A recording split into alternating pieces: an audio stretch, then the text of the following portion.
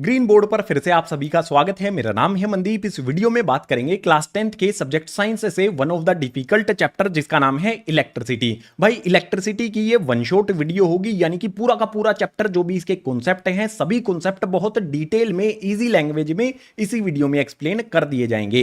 Electricity chapter में हमारे numericals भी आते हैं। भाई न्यूमेरिकल्स की अलग से वीडियो बनाई जाएगी और जो भी क्वेश्चन आंसर्स हैं उनकी अलग से वीडियो बनाई जाएगी। क्वेश्चन आंसर वाली वीडियो और जो भी हमारी न्यूमेरिकल वाली वीडियो होगी, इनकी वीडियो जो अलग से बनाई गई है उसका लिंक आपको डिस्क्रिप्शन बॉक्स में मिल जाएगा। उनको देख लेना और अच्छी तरह से समझ लेना। स्पेशली जो न्यूमेरिकल्स वाली वीडियो होगी वो जरूर देख लेना भाई, और वीडियो जो भी आप देखते हो अपने क्लासमेट्स के साथ शेयर भी कर देना। सो इस वीडियो में शुरुआत करते हैं हमारे चैप्टर इलेक्ट्रिसिटी की नेक्स्ट पेज से।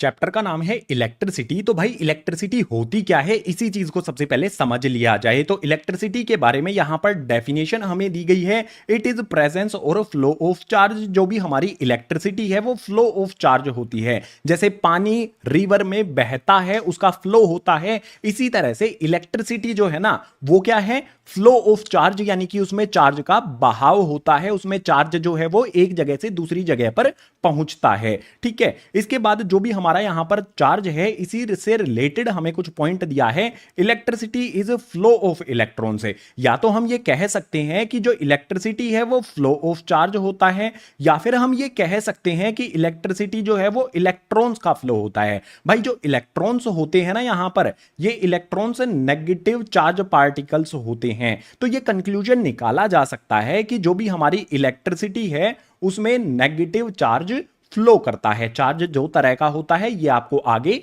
बता दिया जाएगा। बहुत सिंपल वे में इलेक्ट्रिसिटी फ्लो ऑफ चार्ज होता है, इलेक्ट्रॉन्स का फ्लो होता है उसमें। ठीक है, अब जो भी हमारा यहां पर वर्ड आया है चार्ज, ये चार्ज क्या होता है इस चीज को भी तो समझना पड़ेगा। सो चार्ज के बारे में हमें यहां पर कई सारे पॉइंट्स दिए गए हैं, इससे न्यूमेरिकल भी बनेगा, डिटेल में समझ लो। सबसे पहला पॉइंट क्या है, it is the property of atom. जो भी एटम्स होते हैं उनकी प्रॉपर्टी होती है चार्ज। ठीक है, चार्ज क्या है, एटम की प्रॉपर्टी होती है। हर एक एटम की प्रॉपर्टी चार्ज होती है। उसके बाद नेक्स्ट पॉइंट है, इट में बी पॉजिटिव और नेगेटिव। जो भी हमारा चार्ज होता है वो पॉजिटिव यानी कि प्लस में भी हो सकता है और नेगेटिव यानी कि माइनस में भी हो सकता है। कहने का मतलब ये होगा कि जो भी हमारा यहां पर चार्ज है वो दो तरह का होता है। पॉजिटिव यानी कि प्लस में भी होता है, नेगेटिव यानी कि माइनस में भी ये होता है। दो तरह का चार्ज होता है। इसके बाद आगे यहां पर दिया है, like charge repel each other and unlike charge attract each other. Like charges का मतलब होगा कि भाई एक जैसे चार्ज है ना वो रिपेल करेंगे, वो एक दूसरे से दूर भागेंगे। जैसे एग्जांपल के लिए यहां पर मेरे पास क्या है भाई, दो पॉजिटिव चार्ज हैं। अगर दो पॉजिटिव चार्ज को हम पास में लेकर आएंगे तो ये एक दूसरे से दूर की तरफ भागेंगे, ये एक दूसरे के पास नहीं आएंगे। इसी तरह से नेगेटिव नेगेटिव चार्ज है तो भी ये एक दूसरे से दूर भागेंगे। लेकिन जब अपोजिट चार्ज हो जाए यानी अनलाइक चार्ज हो जाए, अनलाइक चार्जेस का मतलब होगा अलग अलग चार्ज। जैसे मान लो हमारे पास यहां पर एक पॉजिटिव चार्ज है, एक नेगेटिव चार्ज है। अगर इन दो चार्जेस को हम एक दूसरे के पास रखेंगे तो ये एक दूसरे को अट्रैक्ट करेंगे, ये एक दूसरे से चिपक जाएंगे, एक दूसरे को ये अट्रैक्ट करते हैं। ठीक है, एक सिंपल बात आपको याद रखनी है कि भाई जो लाइक चार्जेस होते हैं वो एक दूसरे से दूर भागते हैं, और अनलाइक यानी कि अलग अलग जो चार्जेस होते हैं, एक पॉजिटिव है एक नेगेटिव है, तो वो एक दूसरे को अट्रैक्ट करते हैं। ठीक है, अब इससे नेक्स्ट हमारी जो बात आती है, यहां से काफी ध्यान से समझ लेना, यहां से एक न्यूमेरिकल भी बनेगा। इसमें है it's SI unit is coulomb.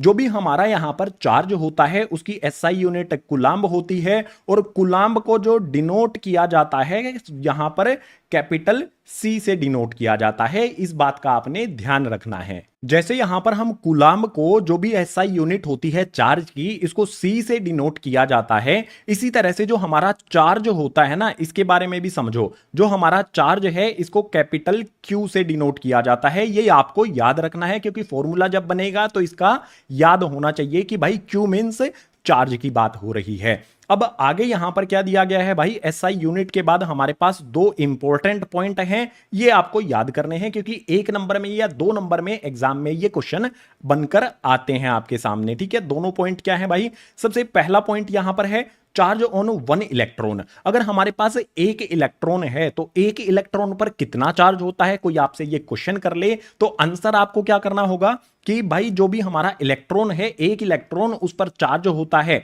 Electron जो है वो नेगेटिव होते हैं, ठीक है। तो इससे यहां पर नेगेटिव का साइन लगेगा, माइनस का साइन लगेगा, और चार्ज कितना होता है भाई, यहां पर चार्ज हो जाएगा हमारा यहां पर 1.6 इंटू में 10 to the power minus 19 coulomb. किसी भी एक इलेक्ट्रॉन पर इतना चार्ज होता है, यह बात आपको ध्यान रखनी है। इसके बाद नेक्स्ट जो आपसे पूछ सकता है चार्ज से related, number of electrons in 1 coulomb of charge. भाई एक इलेक्ट्रॉन में कितना चार्ज होता है ये तो यहां पर हमने बता दिया। अब आपसे नेक्स्ट क्वेश्चन ये किया जा सकता है कि भाई एक कूलाम चार्ज में कितने इलेक्ट्रॉन्स होते हैं, तो उसके लिए आपने आंसर करना है जो भी हमारा यहां पर n है, n इक्वल्स टू में 6 इंटू में 6.25 इंटू में 10 टू दी पावर यहां पर हो जाएगा हमारा 18 इलेक्ट्रॉन्स। ये वैल्यूज बुक में भी दी गई हैं, वहां पर भी आप इनको चेक कर सकते हो, याद कर सकते हो, इनको अंडरलाइन कर लेना, याद कर लेना, एग्जाम में ये जरूर आएंगी।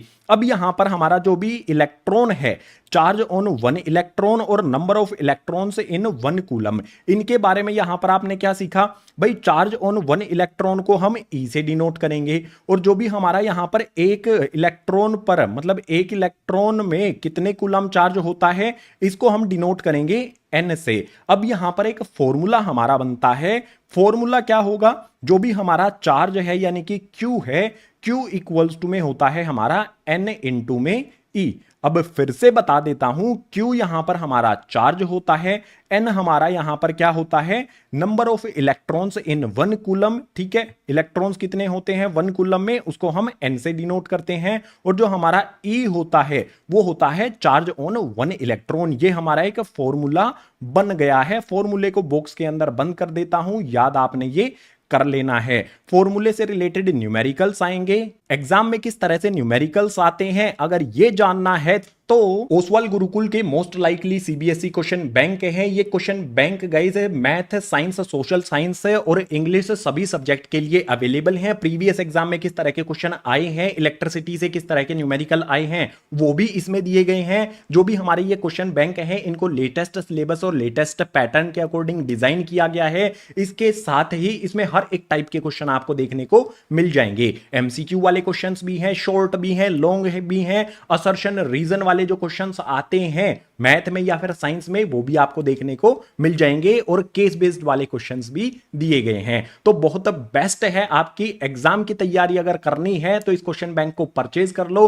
परचेज करना है तो लिंक डिस्क्रिप्शन बॉक्स में दिया गया है, या फिर डायरेक्ट अमेजोन से परचेज कर सकते हो। अमेजोन पे जाओ, सर्च कर लो Oswal Gurukul most likely CBSE question bank, purchase करो, प्रैक्टिस करो, और एग्जाम जो भी आपका होगा उसका रिजल्ट अपना इंप्रूव कर लो।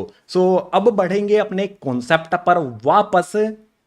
चार्ज के बाद अब हमें समझना होगा करंट को इसी इलेक्ट्रिसिटी वाले चैप्टर में। करंट क्या होता है, सबसे पहले आपको एक इंपॉर्टेंट पॉइंट बता देता हूं। जो करंट है ना, इसको डिनोट किया जाता है आई से, ठीक है। अगर कहीं भी फॉर्मूले में आपको लिखा हुआ दिखाई देता है आई, इट मींस आपको समझ जाना है करंट की बात यहां पर हो रही है।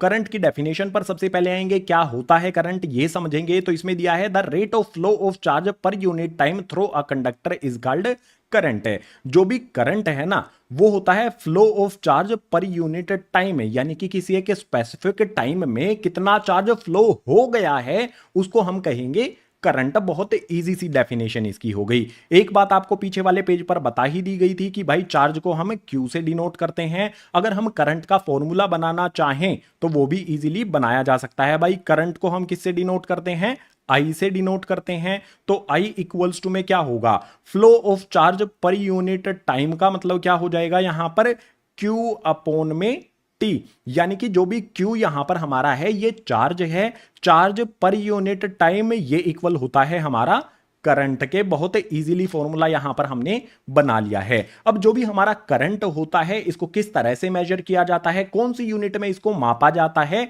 उसके बारे में हमें यहां पर कुछ पॉइंट्स दिए गए हैं, इनको समझते हैं। तो सबसे पहला पॉइंट है the SI unit of current is ampere. भाई जो एसआई यूनिट होती है यानी कि करंट को जिसमें मेजर किया जाता है उसको कहा जाता है एम्पियर। बहुत सिंपल है, एक नंबर में कई बार क्वेश्चन आया है, याद इसको रखना है आपने। इसके बाद नेक्स्ट यहां पर है device use to measure ammeter. जो भी हमारा यहां पर करंट है, इस करंट को कैसे मापा जा सकता है, कौन सा ऐसा डिवाइस है जो इस करंट को माप सकता है, तो उस डिवाइस का नाम पूछा जाए तो आपको बता देना है कि भाई एमीटर एक ऐसा डिवाइस होता है जो किसको मापता है, करंट को मेजर करता है, करंट को मापता है। इसके बाद जो भी हमारा ये एमीटर है, एमीटर से रिलेटेड हमारे 2 पॉइंट्स दिए गए हैं। एमीटर क्या है, एमीटर हैज लो रेजिस्टेंस है। जो भी एमीटर होता है उसका रेजिस्टेंस लो होता है। रेजिस्टेंस क्या होता है ये आगे चैप्टर में आप समझ लोगे, अभी सिर्फ इतना याद रखो कि एमीटर का रेजिस्टेंस लो यानी कि कम होता है। आगे यहां पर दूसरा पॉइंट है ammeter is always connected in series. भाई हमारा एक कॉन्सेप्ट आएगा, सीरीज में कनेक्शन कैसे करते हैं, पैरेलल में कनेक्शन कैसे करते हैं। अभी के लिए आप इतना याद रखो कि जो भी हमारा एमीटर है इसको सीरीज में कनेक्ट किया जाता है, इसको लाइन में कनेक्ट किया जाता है। अब सर्किट डायग्राम से देख लेते हैं कि भाई किस तरह से हमारा जो एमीटर है उसको कनेक्ट किया जाता है। सर्किट डायग्राम आपके लिए पहले से मैंने बना के रखा है। देखो यहां पर हमारे पास एमीटर है, यहां पर हमारे पास बल्ब है, यहां पर ये सेल है और यहां पर ये स्विच है। जो भी हमारा ये सर्किट डायग्राम बना है इसमें एमीटर आप देख सकते हो, ये एमीटर है। अब एमीटर के बारे में एक बात आपको ध्यान रखनी है, जब हम इसको सीरीज में कनेक्ट करते हैं ना, तो जो बैटरी का पॉजिटिव होता है, बैटरी के पॉजिटिव से एमीटर के पॉजिटिव को कनेक्ट किया जाता है। ठीक है, बैटरी का प्लस होगा उसी साइड में एमीटर का प्लस भी बैटरी के पॉजिटिव से एमीटर के पॉजिटिव को कनेक्ट किया जाएगा और बैटरी के नेगेटिव से एमीटर के नेगेटिव को कनेक्ट किया जाएगा। ठीक है, इस तरफ हमारा एमीटर का पॉजिटिव इस तरफ है और सेल का पॉजिटिव भी इसी के साथ में, मतलब एमीटर का पॉजिटिव और सेल का पॉजिटिव एक ही वायर से कनेक्ट किया जाएगा। उसके बाद जो भी हमारा यहां पर सेल लगा है इसमें स्विच कनेक्ट किया गया है, आगे यहां पर इसमें बल्ब कनेक्ट किया गया है। बल्ब के बाद यहां पर नेगेटिव साइन आ जाता है एमीटर का, तो देख सकते हो नेगेटिव वाली साइड हमारा नेगेटिव है एमीटर का और पॉजिटिव वाली साइड पॉजिटिव है। बात ध्यान ये रखनी है कि एमीटर के पॉजिटिव से बैटरी के पॉजिटिव को कनेक्ट करेंगे, एमीटर के नेगेटिव से बैटरी के नेगेटिव को कनेक्ट किया जाएगा। ये क्वेश्चन इस तरह से क्वेश्चन एग्जाम में कई बार आया है, आपको ये बात ध्यान रखनी है, मैंने बता दी है। इसी सर्किट डायग्राम के साथ जो भी हमारा करंट वाला कॉन्सेप्ट था ना भाई, वो हो जाता है कंप्लीट। अब इससे नेक्स्ट हमें समझना है पोटेंशियल डिफरेंस को क्या होता है, डिटेल में समझने के लिए मूव करेंगे नेक्स्ट पेज पर। करंट की बात करते हैं पोटेंशियल डिफरेंस की। सो हमारा कॉन्सेप्ट आता है इलेक्ट्रिक पोटेंशियल। पोटेंशियल डिफरेंस क्या होता है भाई, सारी चीजें समझेंगे, लेकिन सबसे पहले पोटेंशियल डिफरेंस को डिनोट किया जाता है V से, ये बात आपको ध्यान रखनी है। फॉर्मूले में कहीं पर V आपको लिखा दिख जाए तो पोटेंशियल डिफरेंस उसका मीनिंग आपने समझ लेना है। अब एक चीज आप मुझे बताओ, जो चार्ज होता है क्या वो अपने आप से फ्लो करता है? कोई भी चीजें अपने आप से फ्लो नहीं करती हैं, हमें एक डिफरेंस क्रिएट करना होता है चार्ज को फ्लो कराने के लिए। उसी डिफरेंस को पोटेंशियल डिफरेंस कहते हैं। एक सिचुएशन को लेकर समझ सकते हैं, जैसे मान लो यहां पर हमारे पास एक ये ग्लास है और दूसरा हमारे पास यहां पर ये ग्लास है। जो हमारे पास राइट हैंड साइड में ग्लास है इसमें नीचे की तरफ थोड़ा सा ही पानी है और जो हमारा दूसरा पहले वाला ग्लास है इसमें हमारा ऊपर तक पानी है। ठीक है, अब हम इन दोनों को क्या करें, एक पाइप से कनेक्ट कर देते हैं, तो क्या होगा भाई आप मुझे बताओ। जिसमें ज्यादा पानी है वो कम वाले ग्लास की तरफ फ्लो करेगा। बिल्कुल इसी तरह से, मतलब यहां पर हमने क्या किया, एक डिफरेंस क्रिएट कर दिया भाई। जो भी ग्लास, दोनों अलग अलग ग्लास थे उनके लेवल में एक डिफरेंस क्रिएट कर दिया। इसी तरह से चार्ज को फ्लो कराने के लिए भी हमें डिफरेंस क्रिएट करना होता है, उसी को पोटेंशियल डिफरेंस कहते हैं। अब इसके बारे में डेफिनेशन पर आएंगे। सबसे पहले क्या होता है भाई, work done to move a unit charge from one point to another. भाई यूनिट चार्ज, किसी एक यूनिट चार्ज को एक पॉइंट से दूसरे पॉइंट पर ले जाने के लिए जो वर्क किया जाता है उसी वर्क को पोटेंशियल डिफरेंस कहा जाता है और पोटेंशियल डिफरेंस को डिनोट करते हैं V से। ये बात आपने ध्यान रखनी है। अगर हम इसका फॉर्मूला बनाएं तो क्या होगा, पोटेंशियल डिफरेंस इसमें सबसे पहले क्या होता है, वर्क डन होता है, तो इक्वल्स टू में आ जाएगा यहां पर हमारे पास वर्क और इसके डिनोमिनेटर में क्या आ जाएगा भाई, किसको मूव हम करा रहे हैं, एक यूनिट चार्ज को मूव करा रहे हैं, तो नीचे की तरफ यहां पर आ जाएगा हमारा चार्ज यानी कि पोटेंशियल डिफरेंस किसके इक्वल होता है, वर्क अपॉन में चार्ज के इक्वल ये होता है। अगर इसकी शॉर्ट फॉर्म हम लिखना चाहें तो भाई उसको भी लिख सकते हैं। जो भी हमारा पोटेंशियल डिफरेंस है उसको हम डिनोट करते हैं V से, W से हमारा वर्क होता है और जो भी हमारा चार्ज है वो होता है यहां पर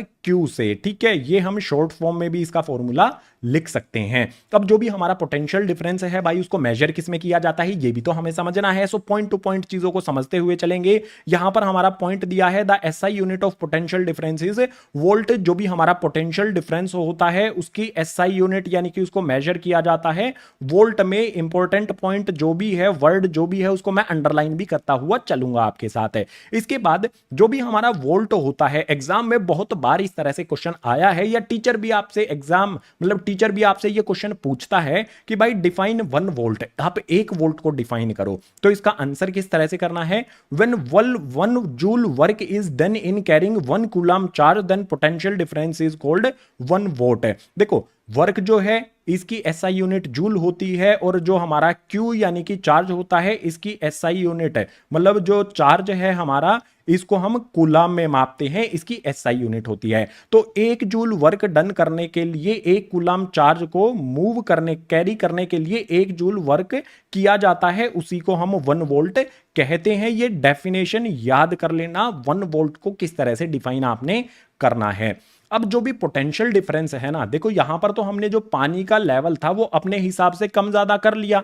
अब पोटेंशियल डिफरेंस किसी भी सर्किट में क्रिएट किया किस तरह से जाता है, कोई ऐसा डिवाइस होता होगा ना जिससे पोटेंशियल डिफरेंस क्रिएट कर सके, वही चीज यहां पर हमें दी है। तो यहां पर है cell and the battery are the devices to maintain V। जो भी हमारा V यानी कि पोटेंशियल डिफरेंस होता है उसको मैनेज करने का काम होता है सेल का या फिर बैटरी का। किसी भी इलेक्ट्रिक सर्किट में जब सेल लगा दिया जाता है या बैटरी कनेक्ट कर दी जाती है तो एक डिफरेंस क्रिएट हो जाता है, उसी को हम पोटेंशियल डिफरेंस कहते हैं। यानी कि सेल और बैटरी का काम होता है पोटेंशियल डिफरेंस क्रिएट करने का और उसमें चार्ज को फ्लो कराने का। इसके बाद जो नेक्स्ट पॉइंट है उसमें दिया है potential difference is measured by volt meter. जो भी पोटेंशियल डिफरेंस होता है भाई उसको वोल्ट मीटर से मेजर किया जाता है, वोल्ट मीटर से मापा जाता है। अब ये वोल्ट मीटर क्या होता है इसको हमें डिटेल में जानना होगा। जैसे हमने एमीटर को समझा था सर्किट डायग्राम में किस तरह से कनेक्ट करते हैं, इसी तरह से वोल्ट मीटर के बारे में हमें कुछ पॉइंट्स समझने होंगे। उसके लिए मूव करते हैं गाइस नेक्स्ट पेज पर। सो यहां पर हमारा इलेक्ट्रिक पोटेंशियल और पोटेंशियल डिफरेंस जो भी हमारा होता है उसको वोल्ट मीटर से मेजर किया जाता है। वोल्ट मीटर के बारे में हमें कुछ पॉइंट्स दिए गए हैं। पहला पॉइंट यहां पर है इट हैज हाई रेजिस्टेंस। जो भी हमारा वोल्ट मीटर है इसका रेजिस्टेंस हाई होता है। नेक्स्ट पॉइंट है it always connected in parallel. Ammeter को सीरीज में कनेक्ट किया जाता था, लेकिन यहां पर जो वोल्ट मीटर है इसको कनेक्ट किस तरह से किया जाता है भाई, पैरेलल कनेक्ट किया जाता है। कनेक्शन भी करके दिखाऊंगा किस तरह से इसको किया जाना है। इसके बाद नेक्स्ट है current always flow from higher potential to lower potential. पीछे वाले पेज पर मैंने आपको क्या बताया था कि भाई हमारे पास 2 ग्लास हैं, एक में ज्यादा पानी है, एक में हमारे पास कम पानी है। तो पानी का फ्लो किस तरह से होगा, पानी का फ्लो होगा हमारा कम वाले से, सॉरी ज्यादा वाले से कम वाले की तरफ फ्लो होगा। बिल्कुल इसी तरह से जो करंट है उसका भी फ्लो कैसे होता है, जिस तरफ हाई पोटेंशियल होता है उससे लोअर पोटेंशियल की तरफ करंट मूव करता है। अब यहां पर यह समझते हैं कि भाई वोल्ट मीटर को किस तरह से कनेक्ट किया जाना है। तो फिर से हमारे पास यहां पर सेल है, ये स्विच है, ये बल्ब है और यहां पर वोल्ट मीटर हमारा लगा हुआ है। भाई वोल्ट मीटर को हमें इस सर्किट में कनेक्ट करना है। तो वोल्ट मीटर को कनेक्ट करने के लिए भाई इस तरह से वायर हम लगाएंगे। ये वायर कहां पर कनेक्ट होंगे, पैरेलल में कनेक्ट किया जाएगा। जैसे देखो जो हमारा बल्ब है उसकी वायर इस तरह से यहां पर है और जो वोल्ट मीटर है उसकी वायर भी यहां पर। तो ये एक तरह से पैरेलल में इसको कनेक्ट किया जाता है। बैटरी का पॉजिटिव जिस तरफ होगा उसी तरफ हमारा वोल्ट मीटर का भी पॉजिटिव होगा। बैटरी का नेगेटिव जिस तरफ होगा उसी तरफ हमारा वोल्ट मीटर का भी नेगेटिव होगा। इस बात को आपने ध्यान में रखना है। अब अगर आपसे ये पूछ लिया जाए तो कि इस सर्किट में करंट किस डायरेक्शन में ट्रेवल कर रहा है, करंट किस डायरेक्शन में फ्लो कर रहा है, तो आपको क्या बताया था भाई कि हायर पोटेंशियल से लोअर पोटेंशियल की तरफ करंट फ्लो करता है। तो भाई ये हमारे पास सेल या फिर बैटरी है, इसका हायर पोटेंशियल किस तरफ होता है, पॉजिटिव साइड, और नेगेटिव साइड होता है लोअर पोटेंशियल। तो क्या होगा भाई, करंट की फ्लो ऑफ डायरेक्शन क्या होगी, हायर पोटेंशियल से लोअर पोटेंशियल की तरफ होगी। हायर हमारे पास पॉजिटिव है तो करंट पॉजिटिव से इस तरह से सर्किट में जाएगा और नेगेटिव की तरफ जाएगा। ठीक है, हमेशा करंट की जो डायरेक्शन है उसको हम एरो से शो करते हैं। जैसे यहां पर मैंने एरो बनाया है ना, ये एरो जो मैंने बनाया है ये करंट के फ्लो की डायरेक्शन को शो करता है कि करंट इस सर्किट में पॉजिटिव से नेगेटिव की तरफ फ्लो कर रहा है। ये पॉइंट यहां पर मैंने क्लियर कर दिया है थर्ड वाला एग्जांपल आपको समझाकर। पोटेंशियल डिफरेंस को हम वोल्ट मीटर से मेजर करते हैं, तो वोल्ट मीटर से रिलेटेड हमारे सारे पॉइंट्स हो गए हैं कंप्लीट। पोटेंशियल डिफरेंस भी हमने समझ लिया है, फॉर्मूला क्या बना है वो भी हमने समझ लिया है। अब एक बात समझो, जो भी हम इस तरह से सर्किट डायग्राम बनाते हैं भाई, इस सर्किट डायग्राम बनाने के लिए हमें कौन कौन सी चीजों की जरूरत होती है और उनके सिंबल्स क्या होते हैं ये हम समझेंगे। सर्किट डायग्राम के सिंबल्स को समझने के लिए मूव करेंगे नेक्स्ट पेज पर।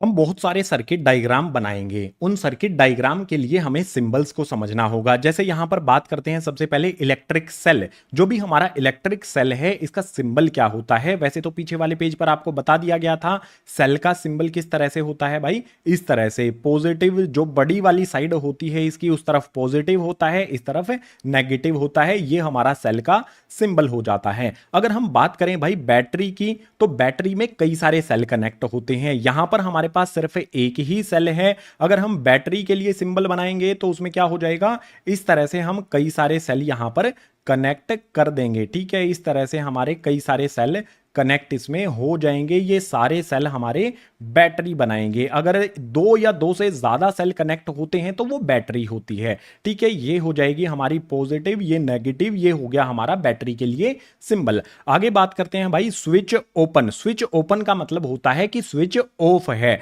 अगर स्विच ऑफ है तो उसके लिए हमारा सिंबल होता है इस तरह से। ठीक है, एक ब्रैकेट सा हमें बना देना है, ये होता है हमारा ओपन स्विच, यानी कि स्विच ऑफ है अभी। और अगर हम बात करें स्विच क्लोज की, यानी कि स्विच ऑन की, अगर हम स्विच ऑन करते हैं तो हमें वही ब्रैकेट बनाना है और इस ब्रैकेट के बीच में एक डार्क डॉट हमें यहां पर कर देना है। ये होगा स्विच ओपन और ये होगा स्विच क्लोज का। इसके बाद अब वायर जॉइंट, अगर हम किन्हीं दो वायर्स को ज्वाइन करते हैं तो उसके लिए हम सिंबल यहां पर क्या बनाते हैं, जैसे मान लो हमारे पास ये एक वायर है, इसमें कोई अदर वायर इस तरह से कनेक्ट होता है तो यहां पर हमें उसमें डार्क कर देना है। ठीक है, जैसे यहां पर मैंने डार्क डॉट बना दिया है, ये शो करता है कि भाई वायर को कनेक्ट यहां पर किया गया है, ज्वाइन किया गया है। इसके बाद है वायर क्रॉसिंग विदाउट जॉइंट। अगर एक वायर दूसरे वायर को क्रॉस करता है विदाउट ज्वाइन किए तो उसके लिए हमारा सिंबल इस तरह से होता है। जैसे मान लो हमारे पास ये एक वायर है, ठीक है, यहां पर हमारे पास ये एक वायर है और दूसरा वायर इसी के पास से जाता है लेकिन उसको ज्वाइन नहीं करता, तो हमें उसको इस तरह से बनाना है। ठीक है, यहां पर हमें ये इस तरह से बना देना है। ये दोनों वायर एक दूसरे को क्रॉस करते हैं बिना ज्वाइन किए, बिना एक दूसरे से मिले, इसके लिए हमारा यहां पर सिंबल हो गया। इलेक्ट्रिक बल्ब होता है हमारा भाई, इलेक्ट्रिक बल्ब जो है उसको हम इस तरह से बनाते हैं। ठीक है, ये हमारा इलेक्ट्रिक बल्ब हो गया। मेरी ड्राइंग इतनी अच्छी नहीं है लेकिन बता देता हूं। अगर हमारा बल्ब ऑफ है तो इस तरह से बना देना है, अगर हमारा बल्ब ऑन है तो उसको इस तरह से बना के और इस पे इस तरह से क्राउन भी हमें पहना देना है। ठीक है, ये बल्ब ऑन होगा, ये बल्ब ऑफ होगा। इसके बाद बात करेंगे अ रेजिस्टर ऑफ रेजिस्टेंस आर। एक रेजिस्टर है जिसका रेजिस्टेंस हमारा आर है, इसके लिए सिंबल क्या होगा हमारा, तो भाई इसके लिए हमारा जो सिंबल है ना वो इस तरह से होगा। देखो ये होता है हमारा रेसिस्टर। ठीक है, ये हो जाएगा हमारा रेसिस्टर। ठीक है, ये हमारा रेसिस्टर होता है। इसके अलावा वेरिएबल रेसिस्टेंट भी कहते हैं, और रियोस्टेट क्या होता है ये भी, इसके लिए भी हमें सिंबल पता होना चाहिए। इसके लिए हमारा सिंबल जो है वो इस तरह से होता है, जैसे हमारा ऊपर वाला है ना, उसी तरह का होता है, एक छोटे से डिफरेंस के साथ है। यहां पर इसके बीच में इस तरह से हमें एक एरो लगा देना है। इसके बाद एम मीटर और वोल्ट मीटर के लिए भी हमारे सिंबल्स होते हैं भाई। एम मीटर के लिए इस तरह से राउंड बनाना है, अंदर ए लिख देना है, एक तरफ पॉजिटिव एक तरफ नेगेटिव, और वोल्ट मीटर के लिए हमें राउंड बनाना है, वी लिख देना है, इस तरफ पॉजिटिव इस तरफ नेगेटिव। जो भी सर्किट डायग्राम हम बनाएंगे उसमें आपने इन सभी सिंबल्स का यूज करना है, सभी सिंबल्स के बारे में आपको पता होना चाहिए। अब सर्किट डायग्राम के सिंबल्स के बाद हमारा नेक्स्ट कॉन्सेप्ट जो भी आएगा चैप्टर का, उसके लिए मूव करते हैं नेक्स्ट पेज पर, अगले पेज पर। चैप्टर में हमारा नेक्स्ट काफी इंपॉर्टेंट कॉन्सेप्ट आ जाता है गाइज, ओम्स लॉ। भाई ओम्स लॉ क्या होता है, इससे एक फॉर्मूला हमारा बनेगा, उससे रिलेटेड न्यूमेरिकल भी बनेगा। सो ओम्स लॉ की बात करेंगे। सबसे पहले यहां पर क्या दिया है, potential difference across 2 point of metallic conductor is directly proportional to current passing through the circuit. अभी हमने कहां तक पढ़ा है भाई, इस सर्किट तक हमने पढ़ा है, ठीक है। इसमें क्या कहता है कि जो भी पोटेंशियल डिफरेंस है किसी भी एक मेटेलिक वायर के दो पॉइंट्स में, वो पोटेंशियल डिफरेंस डायरेक्टली प्रोपोर्शनल है करंट के, जो भी करंट उस मेटेलिक वायर में, मेटेलिक कंडक्टर में पास हो रहा है उसके। तो हम क्या कंक्लूजन निकालें, जो भी पोटेंशियल डिफरेंस है भाई, पोटेंशियल डिफरेंस को हम किससे डिनोट करते हैं, V से डिनोट करते हैं। और करंट जो भी पास हो रहा है मेटेलिक कंडक्टर में, करंट को हम किससे डिनोट करते हैं भाई, करंट को हम I से डिनोट करते हैं। कह ये रहा है कि भाई पोटेंशियल डिफरेंस और जो भी करंट पास होता है किसी भी मेटेलिक कंडक्टर में, वो डायरेक्टली प्रोपोर्शनल हैं, ठीक है। तो ये डायरेक्टली प्रोपोर्शनल हो जाएंगे। इनके बीच में प्रोपोर्शनलिटी का इस तरह से हमें साइन लगा देना है, ये प्रोपोर्शनल का साइन होता है। एक सिंपल चीज यहां से हमने समझ ली। अब जो डेफिनेशन है उसको हम आगे पढ़ते हैं। डेफिनेशन में आगे है, provided its temperature remain constant. जो हमारा मेटेलिक कंडक्टर है, मेटेलिक वायर है, उसका कांस्टेंट होना चाहिए टेम्परेचर। भाई कांस्टेंट टेम्परेचर होना चाहिए। अब कांस्टेंट टेम्परेचर के लिए रेजिस्टेंस कांस्टेंट होना चाहिए। तो हम यहां पर फॉर्मूला बनाने के लिए टर्म जो कांस्टेंट लेंगे वो हमारा रेजिस्टेंस हो जाएगा।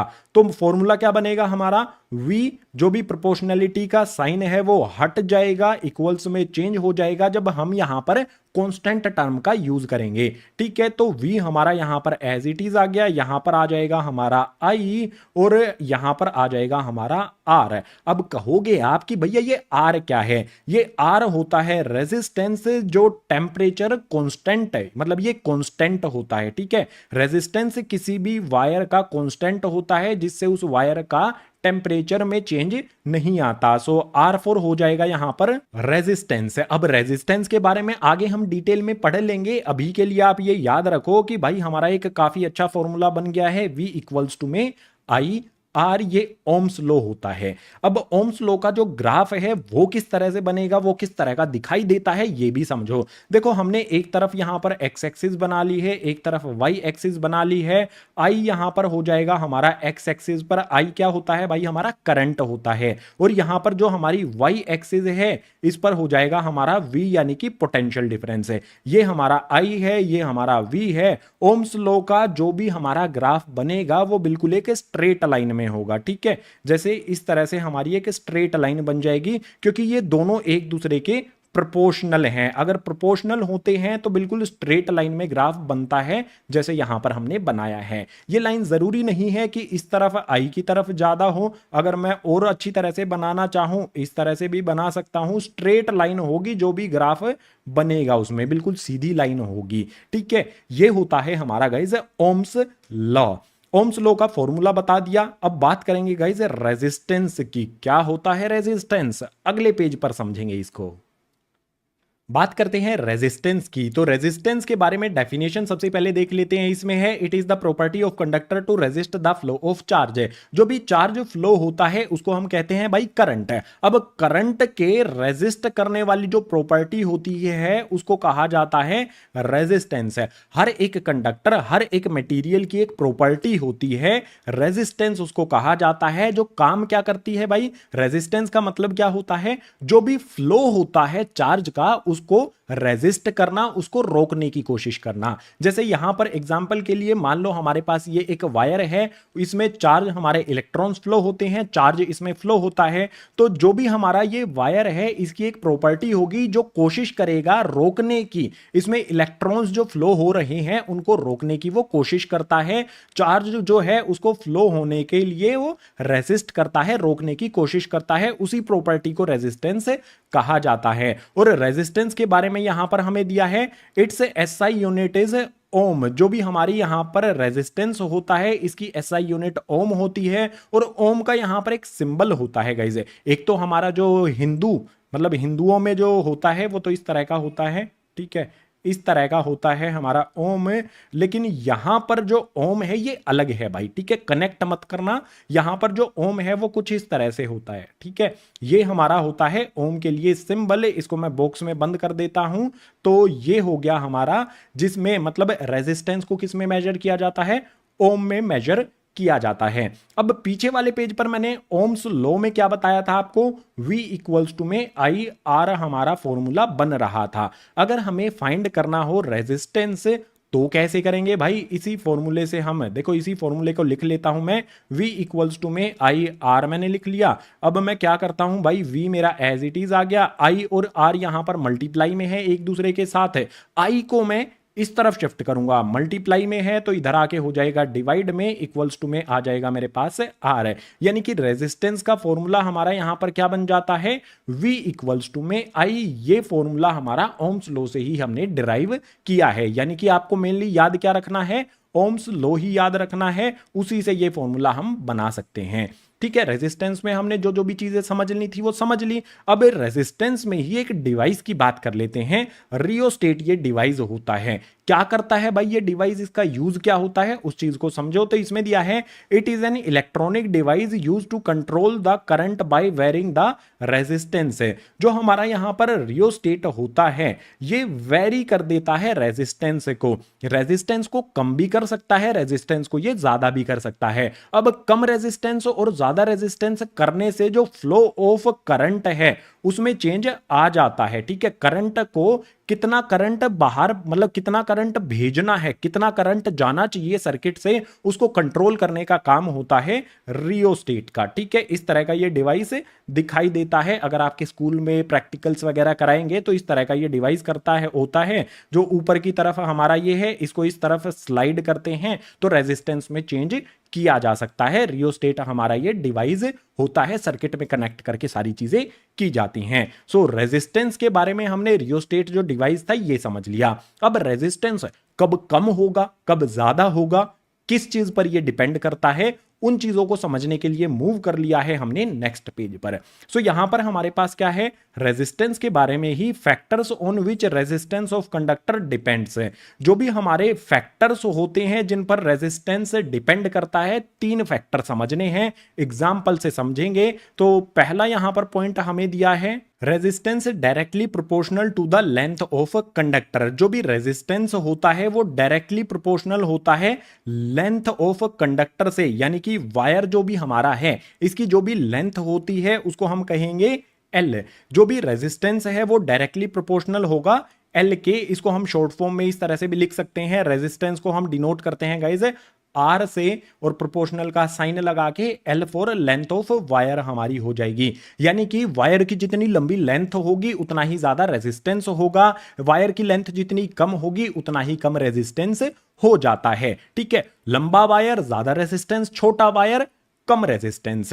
इतना ध्यान आपने रखना है। इसके बाद यहां पर नेक्स्ट सेकंड पॉइंट है resistance inversely proportional to the area of cross section. Area of cross section क्या होता है भाई, हमारी जो मोटाई होती है ना वायर की, ठीक है, हमारा वायर अगर हम इसको इस तरफ है, ये हमारा क्रॉस सेक्शन होता है, एरिया ऑफ क्रॉस सेक्शन, ठीक है। जैसे हमारा वायर है, यहां पर मैं बना देता हूं, ये हमारा वायर है कोई, ठीक है, ऊपर की तरफ सिलिंड्रिकल इस तरह से है, तो जो ये वाला पार्ट होता है ना, ये एरिया ऑफ क्रॉस सेक्शन होता है। एरिया ऑफ क्रॉस सेक्शन का जो भी एरिया होता है, रेजिस्टेंस उसके इनवर्सली प्रोपोर्शनल होता है। मान लेते हैं जो भी एरिया ऑफ क्रॉस सेक्शन है उसको हम डिनोट करेंगे ए से, तो हमारा रेजिस्टेंस क्या होगा, आर इक्वल्स टू में इनवर्सली प्रोपोर्शनल का मतलब होगा 1 में ए, सॉरी प्रोपोर्शनलिटी का साइन यहां पर हमें लगाना है, आर इनवर्सली प्रोपोर्शनल टू ए, ठीक है। ये वाला पॉइंट हमारा सेकंड पॉइंट क्लियर हुआ। इसके बाद है resistance directly proportional to the temperature.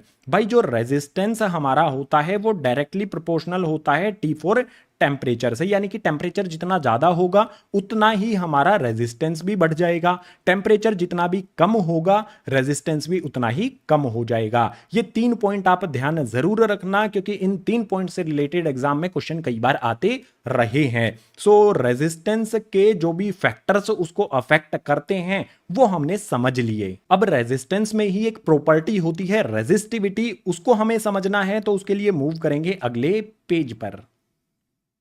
Resistance से ही रिलेटेड हमारा एक कॉन्सेप्ट आता है रेजिस्टिविटी। रेजिस्टिविटी क्या होती है, इसके इंपॉर्टेंट पॉइंट कौन कौन से हैं, वो सारी चीजें समझते हैं। सो रेजिस्टिविटी में है, it is the fundamental property of material that resist the flow of electric current. है भाई जो रेजिस्टिविटी है ना, ये एक प्रॉपर्टी होती है हर एक मटेरियल की। कौन कौन से मटेरियल भाई, चाहे मेटल्स हो, चाहे नॉन मेटल्स हो, चाहे एलॉयज हो, चाहे मेटलॉइड्स हो, हर एक मटेरियल की प्रॉपर्टी होती है रेजिस्टिविटी। और रेजिस्टिविटी का काम क्या होता है, इलेक्ट्रिक करंट का जो फ्लो होता है उसको रेजिस्ट करना, उसको रोकने की कोशिश करना। अब किसी मटेरियल की रेजिस्टिविटी ज्यादा होती है, किसी की कम होती है। जिसकी कम होती है रेजिस्टिविटी, उनका यूज किया जाता है इलेक्ट्रिकल कंपोनेंट्स में या फिर इलेक्ट्रिकल वायर्स में। अगर किसी की रेजिस्टिविटी ज्यादा होती है तो करंट उसमें फ्लो हो ही नहीं पाएगा। बाधा जो होती है ना, उसी को हम कहेंगे रेजिस्टिविटी, यानी कि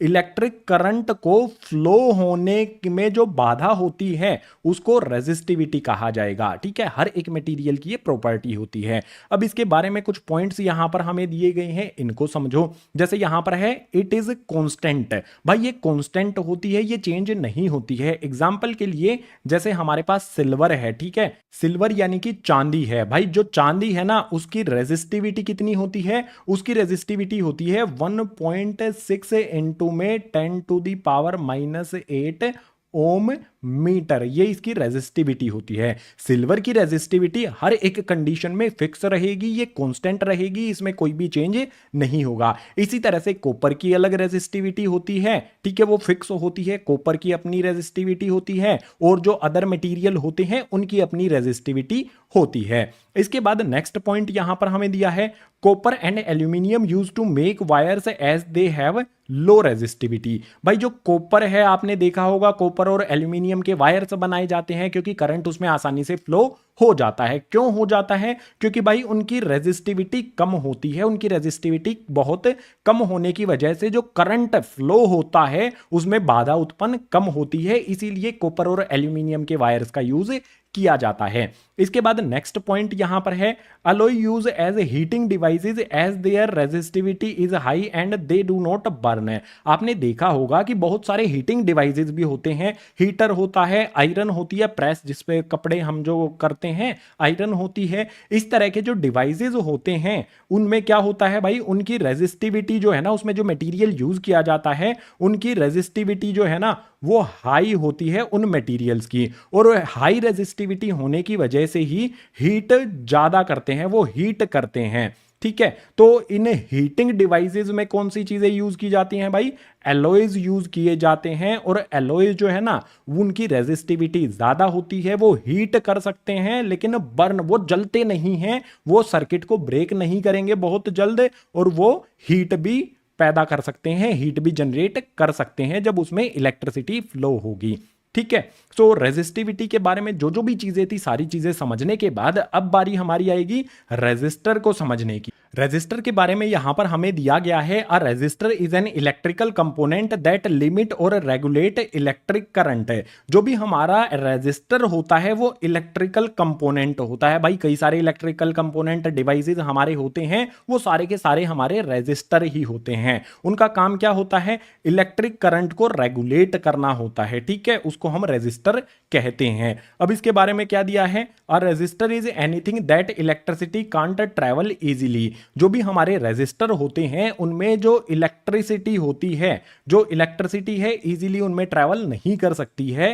तो इस तरह के जो भी हमारे डिवाइसेस होते हैं उनको हम कहेंगे रेजिस्टर। जैसे हमारा पंखा होता है भाई, उसमें इलेक्ट्रिसिटी जो है ना वो टाइम लेती है, ठीक है। इसी तरह से बल्ब है, टीवी है, ये सारे के सारे डिवाइसेस हमारे होते हैं क्या? रेजिस्टर होते हैं। इनमें इलेक्ट्रिसिटी बहुत इजीली फ्लो नहीं करती है। बहुत इजीली किसमें फ्लो करती है? जैसे सिल्वर है, इसकी रेजिस्टिविटी सबसे कम होती है, तो सिल्वर में बहुत फास्ट जो इलेक्ट्रिसिटी है वो फ्लो करती है, इलेक्ट्रिक करंट फ्लो करता है। इसी तरह से जो कॉपर है, एल्यूमिनियम है, इनके वायर्स हैं, इनमें भी जो हमारा करंट है वो फ्लो करता है। लेकिन जो इस तरह के हमारे डिवाइसेस होते हैं, रेजिस्टर्स होते हैं, इनमें बहुत इजीली इलेक्ट्रिसिटी या फिर इलेक्ट्रिक करंट फ्लो नहीं करता है। अब जो भी हमारे ये रेजिस्टर्स होते हैं ना भाई, रेजिस्टर्स जो है ना उनको दो तरह से कनेक्ट किया जाता है। किस किस तरह से कनेक्ट किया जाता है, वहां से किस तरह के क्वेश्चन न्यूमेरिकल बनेंगे, सारी चीजों को डिटेल में समझेंगे। उसके लिए मूव करते हैं नेक्स्ट पेज पर। जो भी हमारे रेजिस्टर्स होते हैं उनको दो तरह से कनेक्ट किया जाता है, तो उसी से रिलेटेड हमारा बुक में कॉन्सेप्ट आता है resistance of a system of resistors. यानी कि जो भी हमारे रेजिस्टर्स होते हैं उनका एक सिस्टम होता है जिसमें हम रेजिस्टेंस की वैल्यू फाइंड करते हैं, न्यूमेरिकल यहां से बनता है भाई। सो दो तरह से कैसे कैसे कनेक्शन होता है, पहला होता है रेजिस्टर इन सीरीज, दूसरा होता है रेजिस्टेंस इन पैरेलल। जो हमारा रेजिस्टर्स इन सीरीज है इस वाले पेज पर समझते हैं। नेक्स्ट पेज पर जो पैरेलल कॉम्बिनेशन होता है उसको हम समझेंगे। तो उसके लिए हमें सर्किट डायग्राम की जरूरत होगी। सीरीज में जो हमारा सर्किट डायग्राम बनेगा यहां पर हमने बना लिया है, ठीक है। ये सीरीज वाला हमारा सर्किट डायग्राम बन गया है। अब यहां पर समझो, देखो भाई बैटरी है, स्विच है, एमीटर हमारे पास है। एमीटर का पॉजिटिव और बैटरी का पॉजिटिव एक ही साइड में होगा, यहां पर हो जाएगा नेगेटिव, ठीक है। ये देखो पॉजिटिव से पॉजिटिव को हमने कनेक्ट किया है। यहां पर आपको जो दिखाई दे रहे हैं तीन चीजें, ये हमारा रेजिस्टर 1 हो जाएगा, ये रेजिस्टर 2 हो जाएगा, ये R4 रेजिस्टर 3 हो जाएगा, ठीक है। तीन रेजिस्टर हमारे पास हैं। अब आपको पता है वोल्ट मीटर भी हमें कनेक्ट करना होगा ना। एमीटर तो कर दिया, वोल्ट मीटर जो है उसको पैरेलल कनेक्ट किया जाता है। सीरीज का मतलब क्या होता है भाई? लाइन से कनेक्ट किए गए हों। जैसे यहां पर R1 R2 R3 इनको एक लाइन से कनेक्ट किया गया है, तो इसको कहेंगे रेजिस्टर्स इन सीरीज। एक लाइन से सीरीज में कनेक्ट किया गया है। अब जो वोल्ट मीटर होता है उसको माप, मतलब जो हमारा रेजिस्टर मतलब वोल्ट मीटर है उसको हम कनेक्ट करते हैं पैरेलल। तो भाई वोल्ट मीटर को हम इस तरह से कनेक्ट करेंगे, यहां पर हमारा वोल्ट मीटर आ जाएगा, ठीक है। हर एक के लिए इसको हम कहेंगे V1 वोल्ट मीटर, ठीक है। ये हमारा V1 जो R1 के लिए लगा होगा, ये V1 R1 के लिए लगा है। इसी तरह से यहां पर हम दूसरा कनेक्ट करेंगे जिसे कहेंगे हम V2, ये हमारा R2 के लिए होगा, और R3 के लिए लगा देंगे यहां पर हम अपना V3। इस तरह से हम अपने वोल्ट मीटर कनेक्ट करेंगे। ये positive negative positive negative positive negative, आपको ध्यान क्या रखना है? बैटरी के पॉजिटिव साइड की तरफ वोल्ट मीटर का पॉजिटिव होना चाहिए। अब यहां पर एक फॉर्मूला जो आपको पता है, फॉर्मूला क्या होता है हमारा? V इक्वल्स टू में IR। ये फॉर्मूला आपको बताया था मैंने ओम्स लॉ में। इसी फॉर्मूले का यूज यहां पर किया जाएगा। जो भी हमारा यहां पर देखो, अगर हमें यहां पर V यानी कि पोटेंशियल डिफरेंस फाइंड करना है, तो पोटेंशियल डिफरेंस है, हम सबसे पहले किस में फाइंड करेंगे भाई? V1 के लिए हम अपना जो पोटेंशियल डिफरेंस है वो फाइंड करेंगे। V1 इक्वल्स टू में जो हमारा I है वो तो कांस्टेंट रहेगा, क्योंकि बैटरी हमारे पास वही है, सेम बैटरी है R1 R2 और R3 के लिए। तो V1 इक्वल्स टू में हमारा I आ जाएगा। जो भी हमारा यहां पर पहला रेजिस्टर है उसका रेजिस्टेंस कितना हो गया? R1 हो गया, यानी कि V इक्वल्स टू में I R1 हो जाएगा। इसी तरह से V2 इक्वल्स टू में I R2 हो जाएगा, और V3 इक्वल्स टू में I R3 हो जाएगा, ठीक है। रेजिस्टेंस जो है हमारा R1 R2 R3 यहां पर आ जाएगा। अब एक बात मुझे बताओ, अगर हमें टोटल पोटेंशियल डिफरेंस फाइंड करना है यानी कि V की वैल्यू फाइंड करनी है तो क्या होगा, जो भी हमारी यहां पर इक्वेशन बनी है भाई, फर्स्ट इक्वेशन, सेकंड इक्वेशन और जो भी हमारी थर्ड इक्वेशन है, ठीक है, हम क्या करेंगे, हमें V फाइंड करना है, टोटल पोटेंशियल डिफरेंस कितना है। तो V फाइंड करने के लिए हम ऐड कर देंगे V1 प्लस में V2 प्लस में यहां पर V3 को। अब V1 की वैल्यू कितनी है फर्स्ट इक्वेशन में, IR1 आप देख सकते हो, V2 की वैल्यू कितनी है, IR2 देख सकते हो, V3 की वैल्यू कितनी है, IR3 देख सकते हो। तो इनकी वैल्यू हमें पुट कर देनी है। V इक्वल्स टू में V1 की वैल्यू फर्स्ट इक्वेशन से हम पुट कर देंगे, IR1 यहां पर आ जाएगा, उसके बाद प्लस में V2 की वैल्यू आ जाएगी हमारी IR2, उसके बाद V3 की वैल्यू आ जाएगी हमारी IR3। आप देखो यहां पर तीनों में हमारे पास I आता है, तो हम करेंगे V इक्वल्स टू में I हमारा क्या हो जाएगा भाई, I यहां पर हम कॉमन ले लेंगे, हमारे पास ब्रैकेट के अंदर बचेगा R1 प्लस में R2 प्लस में आ जाएगा हमारा R3, ब्रैकेट कर देंगे क्लोज है। अब एक बात मुझे बताओ आप, जो हमारा यहां पर V है, V का फॉर्मूला क्या होता है, सबसे पहले यहां पर देखो V किसके इक्वल होता है, IR के इक्वल होता है। तो V की जगह पर मैं IR लिख सकता हूं, कोई दिक्कत नहीं होनी चाहिए किसी को। V की जगह पर आ जाएगा मेरे पास IR इक्वल्स टू में हमारा I और वो ब्रैकेट के अंदर हमारा R1 प्लस में R2 प्लस में R3, ये एज इट इज यहां पर आ जाएंगे। अब एक चीज यहां पर देखो, I हमारा इस तरफ भी है, I हमारा इस तरफ भी है, तो मैं I से I को कैंसिल कर दूंगा। फाइनल जो रेजिस्टेंस मुझे मिलेगा वो क्या हो जाएगा, R इक्वल्स टू में R1 प्लस में R2 प्लस में R3। जो हमारा यहां पर ये फाइनल कंक्लूजन निकला है, इससे रिलेटेड न्यूमेरिकल पूछे जाएंगे। अगर कोई भी हमारे रेजिस्टर्स सीरीज में होते हैं तो रेजिस्टेंस फाइंड करने के लिए इस वाली आइडेंटिटी फॉर्मूले का यूज किया जाएगा। सो सीरीज में किस तरह से कनेक्ट किया जाता है और वहां से हमारा न्यूमेरिकल कौन से फॉर्मूले से बनेगा, डिटेल में मैंने डिराइव करके बता दिया है, तो अभी शेयर जरूर कर दो अपने क्लासमेट्स के साथ। अब बात करेंगे, अगर हम पैरेलल में कनेक्ट करते हैं हमारे रेजिस्टर्स को तो कैसे करना है उसको सोल्व, उसके लिए मूव करते हैं अगले पेज पर।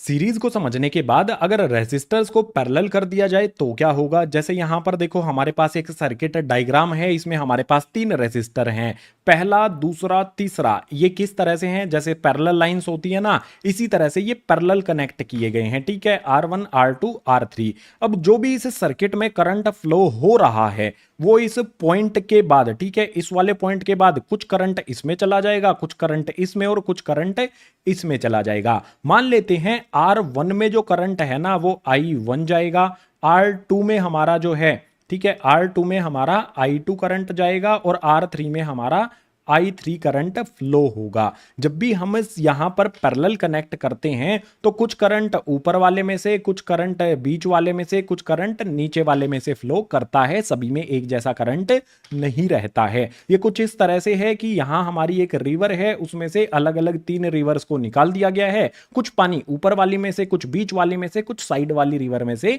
चला जाता है, ठीक है। इसी तरह से I1 I2 I3 current in तीनों में से फ्लो करेगा। और टोटल करंट इसमें कितना है, टोटल करंट इसमें यहां पर है I। अब यहां पर हमें वोल्ट मीटर तो हमने अभी कनेक्ट किया ही नहीं है, वोल्ट मीटर को किस तरह से कनेक्ट किया जाता है भाई, पैरेलल में। तो मैं यहां से एक लाइन इस तरह से लगा देता हूं, यहां पर मेरा आ जाएगा वोल्ट मीटर, ठीक है। ये तीनों के तीनों को क्या करेगा भाई, जो भी हमारा R1 R2 R3 है उनका पोटेंशियल डिफरेंस ये मेजर करेगा, इसका पॉजिटिव और नेगेटिव, बैटरी के पॉजिटिव से इसका पॉजिटिव, बैटरी के नेगेटिव से वोल्ट मीटर का नेगेटिव, ठीक है। अब यहां पर बात करते हैं इक्वेशन हमारी कैसे बनेगी। एक फॉर्मूला आपको पता है V इक्वल्स टू IR। अगर यहां पर मैं I की वैल्यू फाइंड करता हूं तो मेरा V एज इट इज रहेगा, I इक्वल्स टू में हमारा आ जाएगा, और जो हमारा R यहां पर I के साथ मल्टीप्लाई है, इस तरफ शिफ्ट करूंगा तो हो जाएगा डिवाइड में, यानी कि I इक्वल्स टू में VR हमारा बनता है। जो भी हमारी ये इक्वेशन बनी है, इसी इक्वेशन से अगर मैं पता लगाऊं कि भाई जो करंट है मेरा I1 है वो कितना है, I1 कितना हो जाएगा V अपॉन में R। जो हमारी पैरेलल कॉम्बिनेशन होती है उसमें पोटेंशियल डिफरेंस जो है ना वो सेम रहता है, पोटेंशियल डिफरेंस अलग नहीं होता है, क्योंकि आप देखो तीनों हमारे जो R1 R2 R3 हैं सभी का पोटेंशियल डिफरेंस यहां पर मेजर कर लिया गया है। सो यहां पर हमारा क्या होगा, मैं पता लगाऊंगा I1, उसके बाद I2 और उसके बाद पता लगाऊंगा मैं I3 को। ठीक है, थोड़ा सा गैप करके मैं इनको लिख देता हूं, पहले I1 ही पता लगा लेते हैं। I1 हमारा क्या होगा, V अपॉन में R होता है। V पोटेंशियल डिफरेंस हमारा कांस्टेंट होगा, अपॉन में रेजिस्टेंस जिसमें करंट I1 फ्लो हो रहा है उसका रेजिस्टेंस कितना है भाई, R1 है। ठीक है, इसी तरह से I2 की बात करूंगा तो V हमारा सेम रहेगा, जो I2 है उसका रेजिस्टेंस कितना है, सर्किट डायग्राम में आप देख सकते हो R2 है। इसी तरह से जो I3 हमारा है V हमारा सेम रहेगा, R3 में हमारा मतलब I3 में हमारा रेजिस्टेंस कितना है, R3 हमारा यहां पर आ जाएगा। अब क्या किया जाए भाई, आपको पता है ना एक बात तो सिंपल सी कि भाई अगर मुझे एक ओवरऑल I फाइंड करना है तो उसमें क्या होगा, I1 प्लस में I2 प्लस में I3 यहां पर कर दिया जाएगा। अब इसमें वैल्यू पुट कर दो भाई, जो भी हमारा इस साइड में I है वो तो एज इट इज यहां पर चलता रहेगा। यहां पर वैल्यू I1 I2 I3 की यहां से हमें पुट करनी होगी। I1 की वैल्यू आप यहां पर देख सकते हो V अपॉन में R1 है तो यहां पर V अपॉन में R1 आ जाएगा। I2 की वैल्यू V अपॉन में R2 आ जाएगी। उसके बाद I3 की वैल्यू V अपॉन में R3 यहां पर आ जाएगी। अब एक चीज देखो, सभी में यहां पर ऊपर की तरफ V यानी कि पोटेंशियल डिफरेंस हमारे पास आता है, और I का फॉर्मूला क्या है यहां पर V अपॉन में R। तो सबसे पहले जो यहां पर मेरा I आया है उसकी जगह पर मैं क्या लिख सकता हूं, V अपॉन में R मैंने लिख दिया इक्वल्स टू में।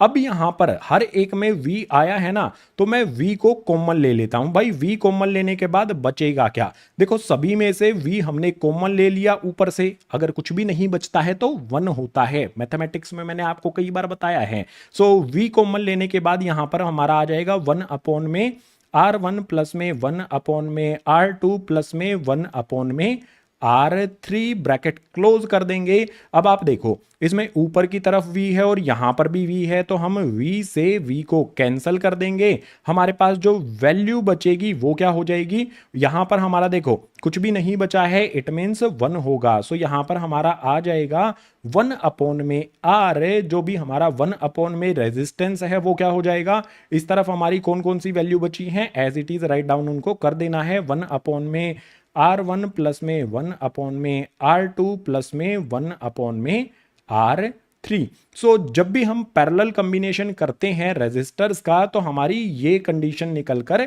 आती है। ये वाली जो कंडीशन है, ये वाली आइडेंटिटी फॉर्मूला याद रखना, एग्जाम में काम आएगी। जो भी न्यूमेरिकल्स वाली वीडियो होगी उसमें भी इसका यूज किया जाएगा। सो रेजिस्टर्स को हमने सीरीज में किस तरह से कनेक्ट किया, क्या इक्वेशन हमारी बनी, पैरेलल में किस तरह से कनेक्ट किया, क्या इक्वेशन हमारी बनी, सारी चीजें समझने के बाद अब मुझे एक आंसर करके बताओ कि भाई हमें जो भी रेजिस्टर्स हैं उनको सीरीज में कनेक्ट करना चाहिए या फिर पैरेलल कनेक्ट करना चाहिए, किस में फायदा होता है। यह भी अगर समझना है तो उसके लिए मूव करेंगे नेक्स्ट पेज पर। Resistance of a system of resistors में हमने दो चीजें समझ ली हैं, रेजिस्टर्स इन सीरीज जिसमें हमारा I यानी कि करंट कांस्टेंट होता है, और रेजिस्टर इन पैरेलल जिसमें हमारा यहां पर पोटेंशियल डिफरेंस यानी कि V हमारा कांस्टेंट होता है। जो हमारी सीरीज कॉम्बिनेशन है R1 R2 R3 R4, इस तरह से लाइन में आगे और भी रेजिस्टर इसमें लगाए जा सकते हैं। जो रेजिस्टेंस ओवरऑल निकल कर आता है वो R1 R2 R3 प्लस में आगे अगर और भी हमारे रेजिस्टर हैं उन सभी के रेजिस्टेंस को ऐड करके निकल जाता है। अगर हमारे पास पैरेलल कॉम्बिनेशन है तो R1 R2 R3 जो है हमारा ओवरऑल रेजिस्टेंस है वो कैसे निकलता है, 1 अपॉन में R इक्वल्स टू 1 अपॉन में R1 प्लस में 1 अपॉन में R2 प्लस में 1 अपॉन में R3। इस तरह से हमारी ये आइडेंटिटी बनती है। अब आपसे क्वेश्चन ये पूछा जाता है कि भाई जो भी हमारे पास रेजिस्टर्स होते हैं किस तरह से उनको कनेक्ट करने में फायदा होता है, क्या सीरीज में कनेक्ट करने पर फायदा है या फिर पैरेलल में कनेक्ट करने पर फायदा है। तो यहां पर उसका आंसर आपको मिलेगा एडवांटेज ऑफ पैरेलल कॉम्बिनेशन। हमें जो भी रेजिस्टर्स होते हैं ज्यादातर पैरेलल कॉम्बिनेशन में उनको कनेक्ट किया जाता है। इसके कुछ फायदे होते हैं भाई, सीरीज कॉम्बिनेशन का यूज बहुत कम होता है, पैरेलल ज्यादा यूज किया जाता है। फायदे क्या क्या हैं इसके, पहला यहां पर दिया गया है in series when one resistor fail the circuit broken and none component work. मान लो जो हमारा R1 है यहां पर ये खराब हो गया, अगर ये खराब हो गया तो हमारा सर्किट जो है ना वो पूरा ब्रेक हो गया। भाई सर्किट ब्रेक हो गया, अगर R1 खराब हो गया तो R2 भी वर्क नहीं करेगा, R3 भी वर्क नहीं करेगा, R4 R5 जितने भी हमने सीरीज में रेजिस्टर कनेक्ट कर रखे होंगे कोई भी वर्क नहीं करेगा। ठीक है, तो इसीलिए हम पैरेलल में, मतलब पैरेलल को प्रीफर किया जाता है कनेक्शन के लिए। इसके बाद नेक्स्ट यहां पर है difference appliances different current, this can not be satisfy in A series combination. भाई देखो करंट जो है ना यहां पर कांस्टेंट रहता है, हर एक जो रेजिस्टर है उसको सेम करंट मिलेगा, R1 के लिए भी उतना ही रहेगा, R2 के लिए भी और R3 के लिए भी। लेकिन जरूरत तो सबकी अलग अलग होती है ना, फैन की जरूरत कम होती है, एसी की जरूरत ज्यादा होती है, रेफ्रिजरेटर की फैन से ज्यादा एसी से कम होती है। ठीक है, बल्ब जो है उनकी उसकी जो रिक्वायरमेंट होती है उसमें बहुत कम होती है। तो यहां पर क्या होता है, सीरीज में सभी को बराबर करंट दिया जाता है। अगर हम पैरेलल की बात करें तो भाई R1 को जितनी जरूरत होती है वो यहां से फ्लो R1 से कर जाता है, R2 को जितनी जरूरत होती है वो R2 से, R3 को जितनी जरूरत होती है वो R3 से फ्लो कर जाता है। फर्स्ट वाले में जो हमारा करंट है वो कांस्टेंट होता है। तो जो भी हमारे अलग अलग अप्लायंसेस होते हैं सभी की रिक्वायरमेंट के अनुसार जो है ना वो पैरेलल कॉम्बिनेशन सेटिस्फाई करता है। सीरीज में जो है ना वो ओवरलोड हो सकता है किसी भी रेजिस्टर में और वो रेजिस्टर खराब हो सकता है करंट कांस्टेंट होने की वजह से। इसके बाद नेक्स्ट यहां पर दिया है total resistance in parallel combination is less as compare to series combination. जब आप न्यूमेरिकल सोल्व करोगे तो आपको पता चलेगा कि भाई जो रेजिस्टेंस है ना सीरीज कॉम्बिनेशन में जो रेजिस्टेंस है वो ज्यादा निकल कर आएगा, और अगर हमने पैरेलल कनेक्ट किया है तो उसमें जो रेजिस्टेंस है वो कम निकल कर आएगा। रेजिस्टेंस जितना कम होगा उतनी अच्छी तरह से ही करंट फ्लो होगा। तो कम होता है पैरेलल में और ज्यादा होता है सीरीज में, तो इसीलिए सीरीज वाले को अवॉइड किया जाता है। कॉम्बिनेशन जो है वो पैरेलल में ज्यादातर किया जाता है। पैरेलल के क्या क्या फायदे हैं सारे मैंने आपको बता दिए हैं। अब अगर किसी मटेरियल में बहुत ज्यादा रेजिस्टेंस हो जाए, उसकी रेजिस्टिविटी बहुत ज्यादा हो जाए, तो आपको पता है ना जो डिवाइसेस हैं वो हमारे हीट करने लगते हैं। अब इलेक्ट्रिक करंट की वजह से हीटिंग भी होती है, इसको भी समझेंगे। मूव करेंगे इसके लिए नेक्स्ट पेज पर।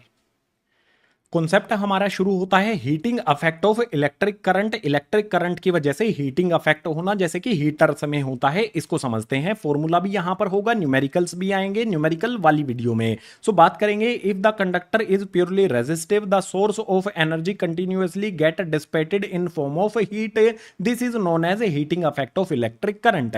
भाई जो कंडक्टर होता है जिसमें से हमें करंट पास करना है, अगर वो प्योरली रेजिस्टिव है यानी कि रेजिस्टिविटी उसकी बहुत ज्यादा है, उसमें इलेक्ट्रिक करंट इजीली पास नहीं हो सकता, बहुत ज्यादा बाधा उत्पन्न होती है करंट पास होने में, तो जो भी हमारी इलेक्ट्रिकल एनर्जी है वो डिसिपेटेड होती रहती है हीट एनर्जी में, यानी कि इलेक्ट्रिक करंट की वजह से हीट एनर्जी बन जाती है। ठीक है, इसी को कहा जाता है heating effect of electric current, जैसा कि हीटर्स में होता है। ठीक है, अब यहां पर फॉर्मूला बनेगा, आपको पोटेंशियल डिफरेंस तो याद होगा। पोटेंशियल डिफरेंस हमारा क्या था, V इक्वल्स टू में W अपॉन में Q।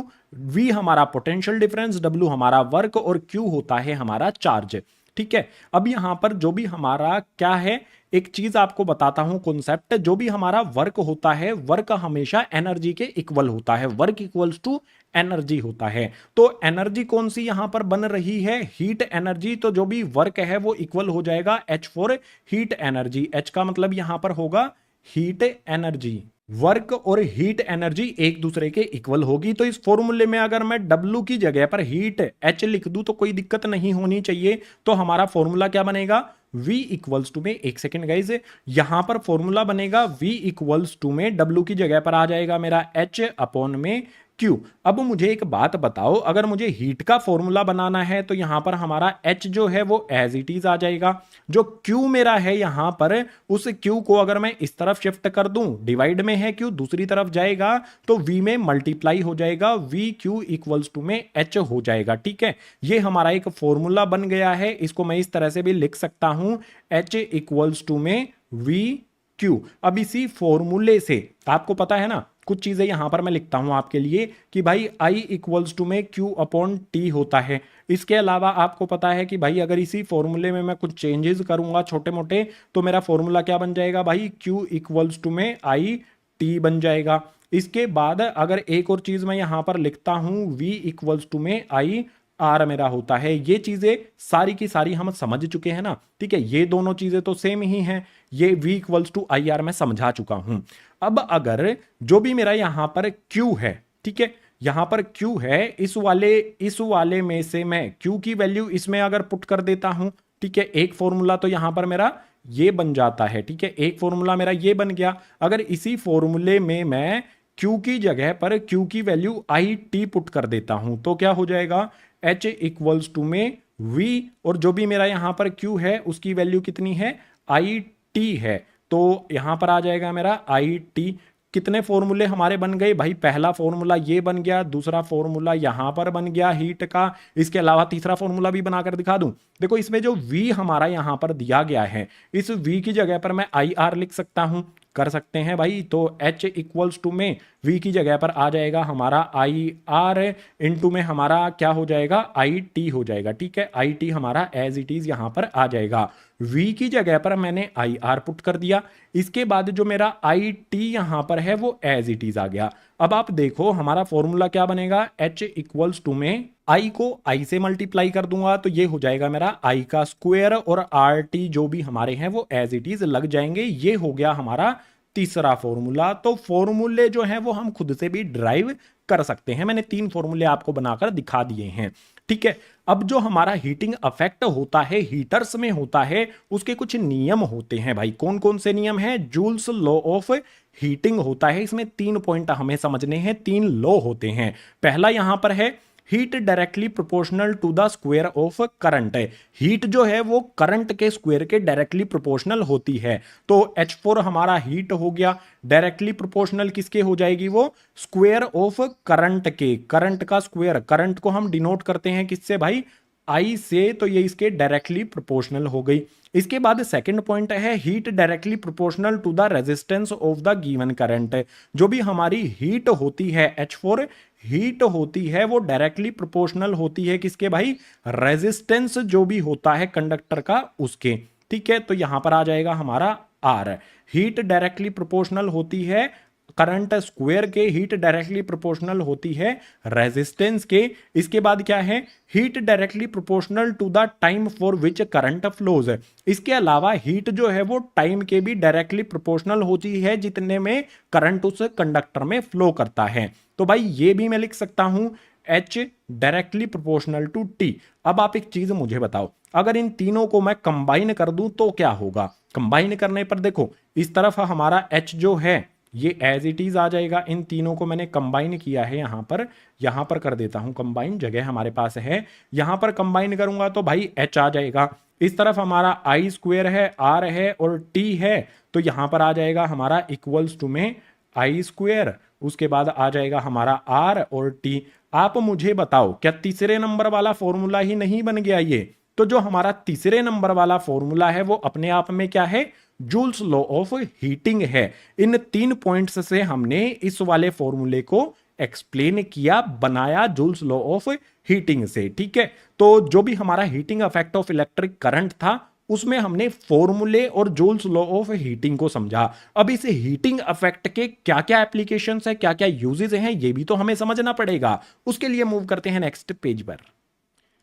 Practical applications of heating effect. जब भी हीटिंग इफेक्ट होता है उसके कुछ प्रैक्टिकल एप्लीकेशंस है, कुछ प्रैक्टिकल यूजेस होते हैं। पहला यूज यहां पर क्या दिया गया है, heating is desirable in device like heater, electric iron, electric fuse. है हीट की जरूरत होती है हमें भाई इलेक्ट्रिक फ्यूज में, हीटर में, इलेक्ट्रिक आयरन में, जो पानी गर्म करने वाले गीजर होते हैं उनमें हमें जरूरत होती है इस हीटिंग इफेक्ट की। लेकिन कुछ ऐसी जगह भी होती हैं जहां पर हमें हीटिंग की जरूरत नहीं होती है। लाइक मैं अभी वीडियो रिकॉर्ड कर रहा हूं, मेरा ये टैबलेट जो है ना ये हीट कर रहा है क्योंकि ये भी इलेक्ट्रिसिटी पर ही वर्क करता है। तो भाई इसमें सेकंड पॉइंट क्या है, heating is undesirable in devices like computer. भाई मेरा कंप्यूटर भी हीट करता है, ठीक है, जब गेम खेलते हैं हैवी, मैं गेमर नहीं हूं हूं। ठीक है, जब गेमिंग वगैरह करते हैं, मतलब जो हैवी टास्क करते हैं कंप्यूटर्स में, तो हमारे कंप्यूटर से हीट करते हैं, रेफ्रिजरेटर जो होता है वो भी हीट करता है,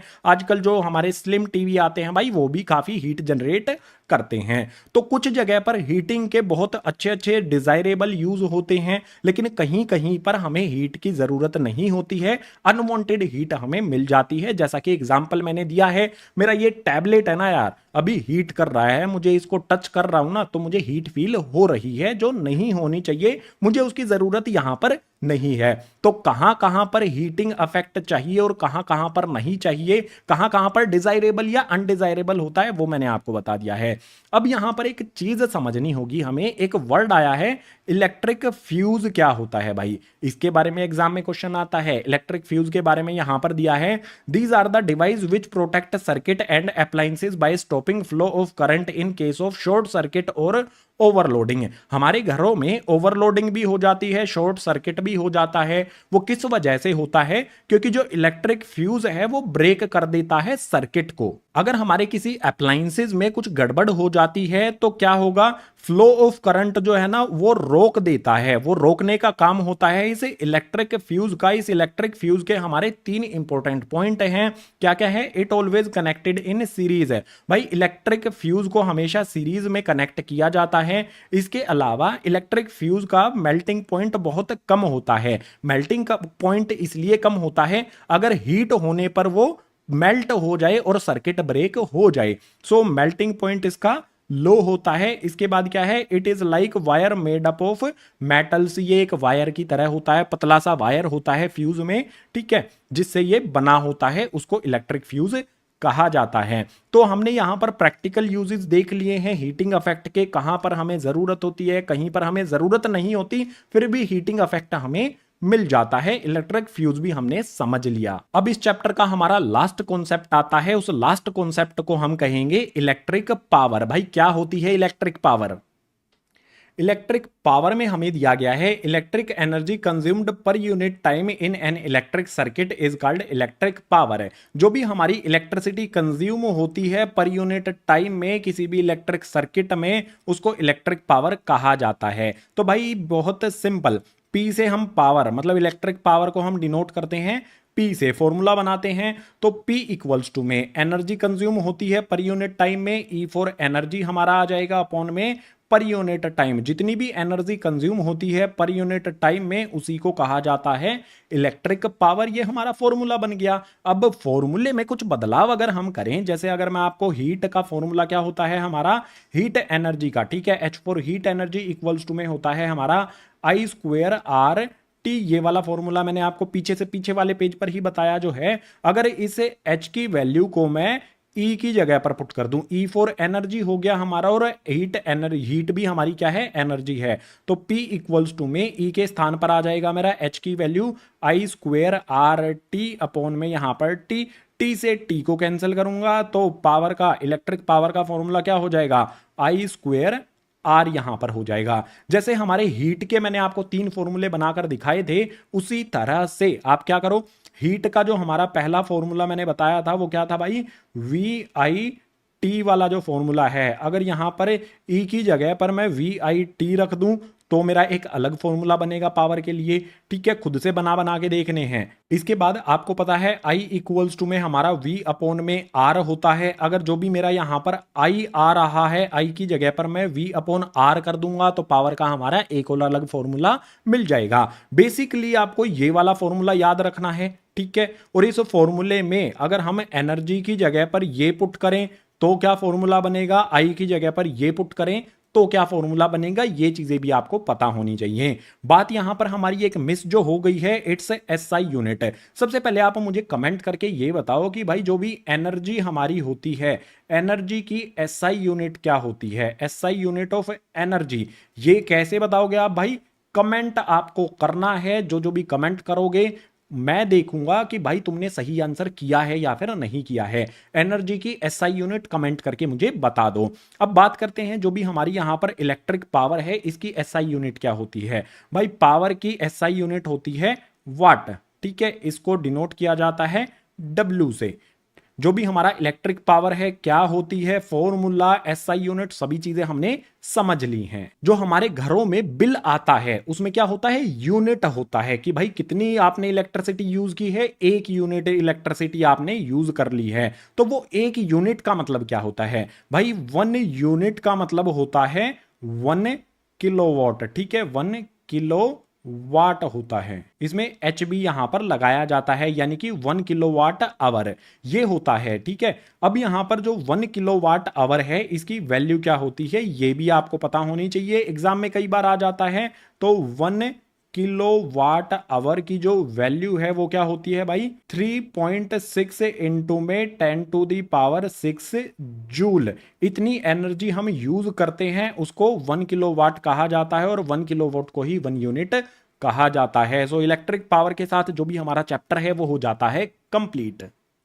उम्मीद करता हूं चैप्टर के सभी कॉन्सेप्ट आपको समझ आए होंगे। अगर आए हैं तो वीडियो को लाइक कर देना है, अपने क्लासमेट्स के साथ शेयर कर देना है। जितने भी नए स्टूडेंट्स आते हैं चैनल को सब्सक्राइब जरूर कर लेना, क्योंकि क्लास 10th की, 9th की, 11th की, 12th की वीडियोस इसी तरह से चैनल्स पर, ग्रीन बोर्ड वाले जितने भी चैनल्स हैं उन पर आती रहेंगी।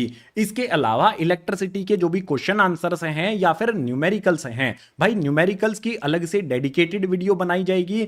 न्यूमेरिकल्स वाली वीडियो का लिंक आपको नीचे डिस्क्रिप्शन बॉक्स में मिल जाएगा, या फिर डायरेक्ट यूट्यूब पर आप सर्च कर सकते हो electricity numericals by green board या बाय मनदीप सर, आपको वीडियो मिल जाएगी। सारे न्यूमेरिकल्स कर लेना है, क्योंकि एग्जाम में न्यूमेरिकल्स बहुत इंपॉर्टेंट रोल प्ले करेंगे मार्क्स स्कोर करने के लिए। सो इस वीडियो में इतना ही, मिलूंगा आपसे इसी तरह की नेक्स्ट एजुकेशनल वीडियो में।